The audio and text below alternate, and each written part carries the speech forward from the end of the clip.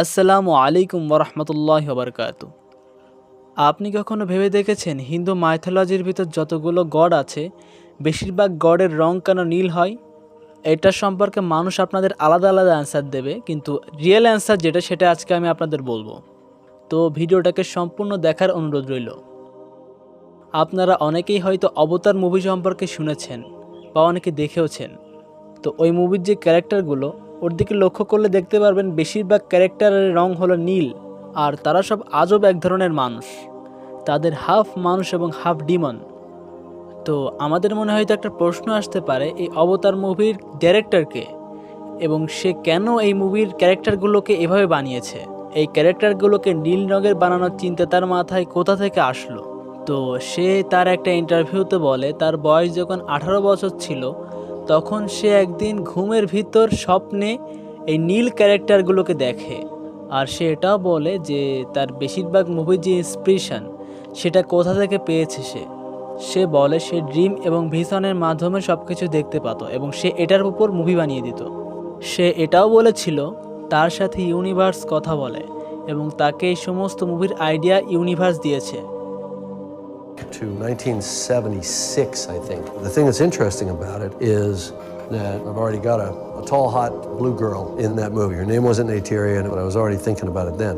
A lot of stuff comes to me in dreams, and I remember it. Sometimes I write it down. Sometimes it's an image, And I'll go draw or paint that image. and I quickly painted as many of them as I could remember, One of them was a glowing forest with a river of light running through it. and trees that kind of looked like fiber optics. Well, guess what? Cut to 30 years later. I'm making a movie where we're spending Millions of dollars to actually create that image, but that image came in a dream when I was 18 years old.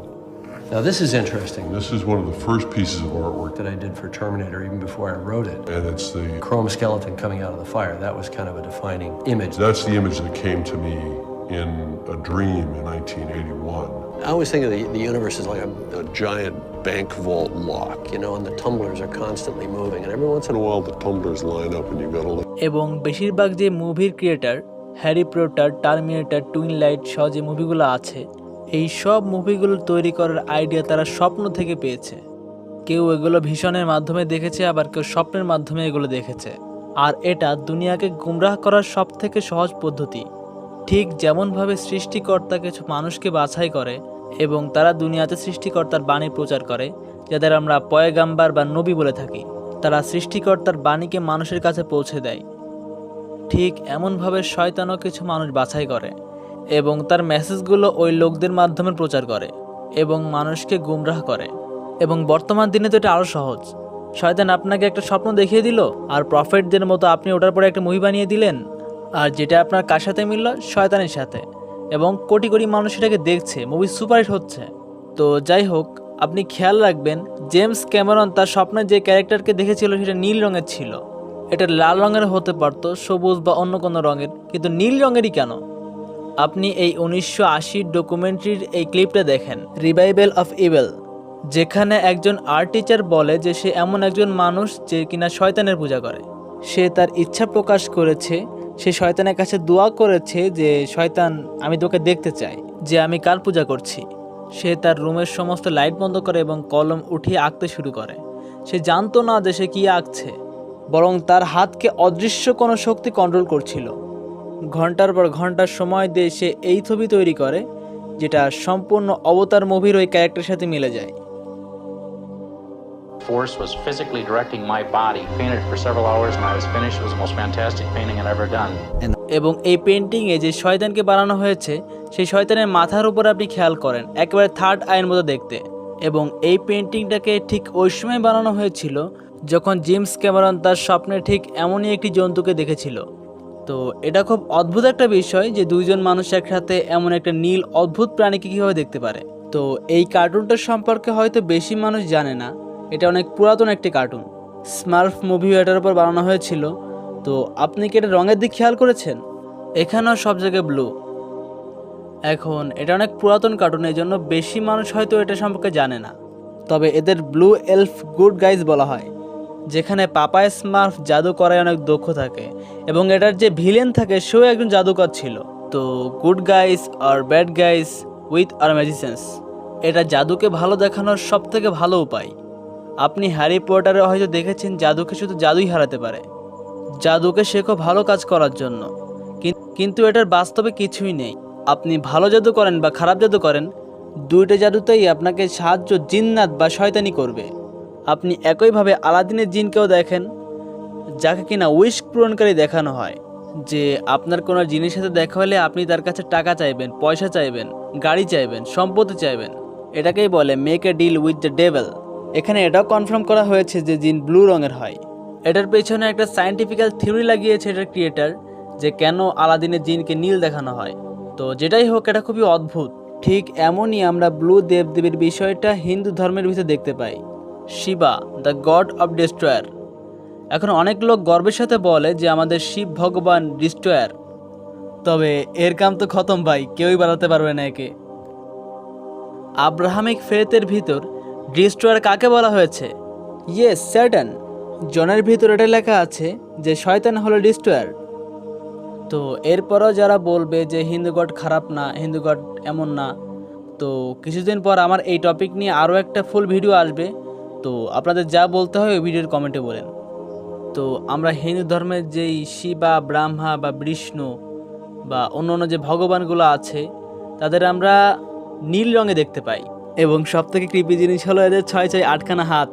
তবে আমি যতটুকু জানি, এদের বেশিরভাগ লোক blue রঙে না, কালো রঙে এক্সপ্লেন করে এদের। তবুও কেন তাদের চিত্র এই ব্লু রঙেই বানানো হয়? সেম একই জিনিস আমরা জাপানিজ ম্যাথোলজিতে দেখতে পাই, যেখানে কিছু ডিমনকে নীল রঙের বানানো হয়েছে। সেম ইজিপশিয়ানের ভিতরও আমরা এই নীল রঙের মানুষ দেখতে পাই। এর ভিতর জাপানিজ ম্যাথোলজির লোকদের এটা বিশ্বাস ছিল যে তাদের নীল রঙে এজন্য বানানো হয় যে তারা মৃত মানুষের আত্মা ছিল, যারা পরে ডিমন্সের রূপ নিত। এবং আপনারা অনেকে হয়তো এটাও জানেন যে ইজিপশিয়ানরা ছিল, তারা মৃত মানুষের সাথে কথা বলতো। এমনকি অনেক ধর্মের মানুষ এটা এখনও বিশ্বাস করে। তো তারা কি সত্যি সত্যি মৃত মানুষের সাথে কথা বলতো? না, তারা জিনের সাথে কথা বলতো, যেটাকে ইংরেজিতে ডিমন বলে। এখানে আর একটা ইন্টারেস্টিং বিষয় আছে, ইটালির ভিতরে একটি ডোম আছে যাকে tram of the blue demons বলা হয়। আজব বিষয় হলো এটার নামই ব্লু ডিমন্স রাখা হয়েছে। তো এই ট্রমের খোঁজ 1985-তে পাওয়া যায়, যার ভিতর ব্লু এবং ব্ল্যাক স্কিন ডেমনকে দেওয়ালের উপর বানানো হয়েছে। তো এরপর যখন এটাকে নিয়ে সায়েন্টিস্টরা রিসার্চ করে, তো তারা জানতে পারে যে এই ট্রমটা তৈরি করা হয়েছে 5th সেঞ্চুরির শেষের দিকে, মানে হজরত দানিয়ান আলাইহিসসালামের সময় হয়তো এটাকে বানানো হয়েছে। তবে সত্যি বলতে এটাকে দেখে মনে হচ্ছে এটা কোনো কমিক বই না, মানে বর্তমানে সুপার হিরো মুভিগুলো ঠিক এমনই বানানো হয়, যেমন এক্সম্যানের বিস্ট, নাইট ক্রল সহ অন্য প্রায় সব সুপার হিরো। যদি আপনি কমিক্স পড়ে থাকেন তাহলে হয়তো বুঝতে পারবেন বিষয়টা, কেননা বেশিরভাগ কমিক যারা লিখেছে তারাও তো এনশিয়েন্ট ম্যাথোলজিকে বিশ্বাস করা লোক ছিল। আমি সব কিছুরই বিস্তারিত ব্যাখ্যা দিতে পারবো। ওই ক্যারেক্টার যাকে হলিউডে নীল রঙের প্রমোট করা হয়, আপনি একটা না অনেকগুলো ক্যারেক্টার ওখানে পেয়ে যাবেন। এবং তাদের ভিতরে একটা অদ্ভুত বিষয় হলো তারা ডিমনকে রিপ্রেজেন্ট করে, সামটাইম তারা ম্যাজিশিয়ানকে রিপ্রেজেন্ট করে। এখন আপনি এটাকে কাল্পনিক বা রিয়েলিটি যেটাই মনে করেন না কেন, আমাদের যুদ্ধ এই মাখলুকের সাথেই, যেটা শুধু আমাদের কল্পনায় না, আমাদের চিন্তাধারার উপরও অ্যাটাক করতেছে। তবে এটা অদ্ভুত বিষয় যে আমরা জানি যে এটা ডিমনের একটা ক্রিয়েশন, এটা ডিমনকে রিপ্রেজেন্ট করে।